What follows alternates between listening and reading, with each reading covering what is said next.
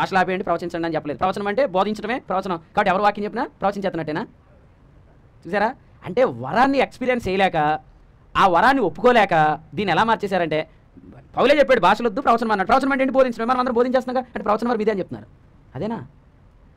14వ అధ్యాయం తీసి తర్వాత మీరు చదవండి. మీరు కాదులే, మీరు చదవండి. నేను ఎవరికైతే చెప్తున్నాను వాళ్ళు చదవండి. అక్కడ ఏముంది తెలుసా?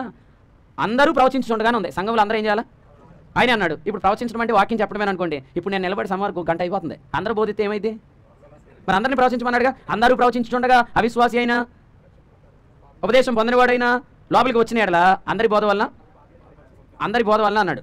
అంటే అందరి ప్రవచించడం వల్ల అన్నాడు. ఇప్పుడు అందరూ ప్రవచిస్తే ఎంత టైం పడుతుంది? అందుకనే ప్రవక్తల ఆత్మలు ప్రవక్తల స్వాధీనంలో ఉన్నాయని చెప్తారేమో. తర్వాత వచ్చింది కదా, డోస్ మన దగ్గర ఉంది, యాంటీ డోస్ కూడా మన దగ్గర ఉంది అన్నట్టు ఉంది కదా. భాషలు అనేది ఎలాంటి వరమో ప్రవచనం అనేది కూడా అలాంటి వరంగానే ఉంటుంది. 14వ అధ్యాయం ముగింపు వచ్చిన ఏమన్నాడు? భాషలను ఆటంకపరిచేసేయండి, ప్రవచించడాన్ని మాత్రం కొనసాగించడం అనలేదు. భాషలను ఆటంకపరచకండి కదా.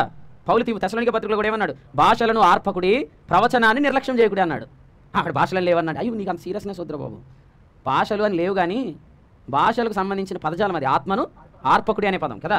తిమోతిది ఏమన్నాడు? 2వ పత్రిక 1వ అధ్యాయం 7వ వచనంలో కృపావరమును ప్రజ్వలింప చేయమని చెప్పాడు. అపోస్తల కార్యాలు 2వ అధ్యాయంలో ఏం జరిగింది? అగ్ని జ్వాల వంటి నాలుకలుగా విభాగింపబడి పరిశుద్ధాత్మ వారి మీదకి దిగి వచ్చినప్పుడు వారు భాషలతో మాట్లాడారు.